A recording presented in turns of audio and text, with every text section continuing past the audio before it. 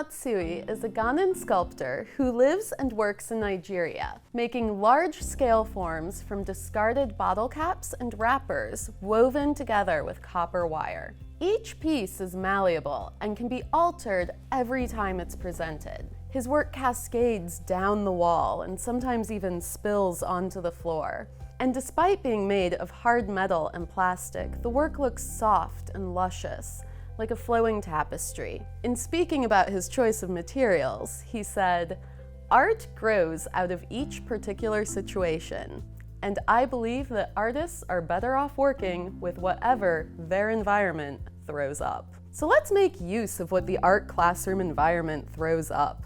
Excess acrylic paint. Now, I just love a classroom project that can use up materials that would otherwise be thrown away. Hi, I'm Whitney Meredith with Blick Art Materials, and I would like to show you a fun and easy way to emulate the beautiful works of Anatsuis using acrylic paint and a wire mesh support. Once dry, the piece can be shaped and reshaped, or even connected to other pieces to create a giant collaborative classroom installation.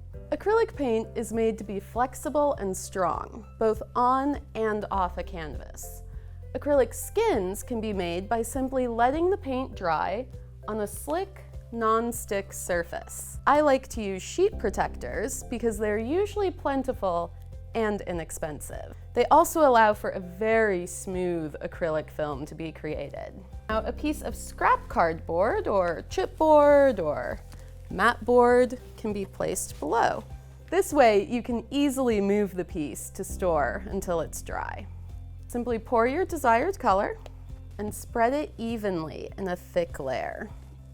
A second or even third color could be added. Now, Princeton makes catalyst wedges that make this pattern in the paint.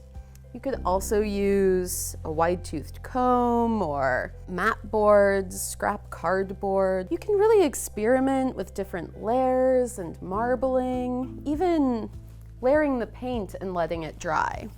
Now with this piece, I first put the silver paint down in a drizzle kind of pattern and let it dry, and then smoothed over my copper base color. Now, you really just experiment and have fun here. You just can't go wrong. The dry time for a thick acrylic skin is usually 72 hours, but it really depends on different environmental factors such as heat and humidity. To speed up the dry time, try placing the paint near a sunny window or a fan. Once dried, simply peel it off the plastic. Now, I like to start my acrylic skin collage by cutting up some random geometric shapes. These are going to be adhered to the wire mesh. So I'm going to set these aside for a moment. Now, I'm using Amco's diamond mesh. It comes in very small sheets as well as full rolls that are 20 inches by 10 feet. This is a very thin wire that can be easily cut with scissors.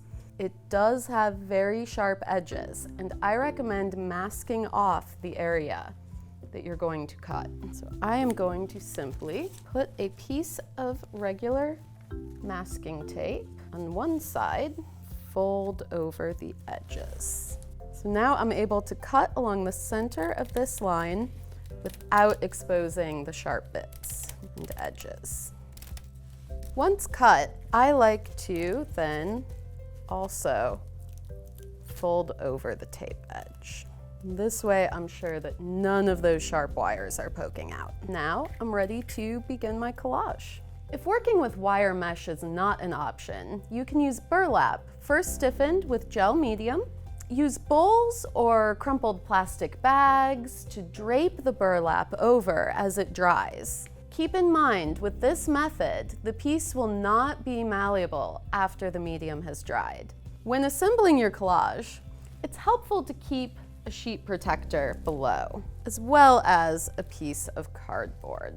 And this keeps your working surface clean. Sometimes the gel medium will ooze through the holes of the diamond mesh onto your surface. You can use a plastic protector sheet, or a plastic bag works well for larger pieces. Starting at the bottom, take your piece of acrylic skin. Use a brush to apply a thick layer along the top edge, the back side of the piece you want to use, and place it where you want. Now you don't have to press too hard here.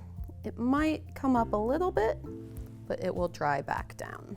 Follow in a row going across, and then work your way upwards along the piece. When your artwork is finished and dry, a wire can be added to the back, or you could use wire to sew two pieces together. As an option, found or recycled materials can be combined into the collage, or beads can be added as fringe. There's really a lot that can be done with this. To see this lesson as a PDF with step-by-step instruction, a full list of materials, as well as national standards, visit dickblick.com.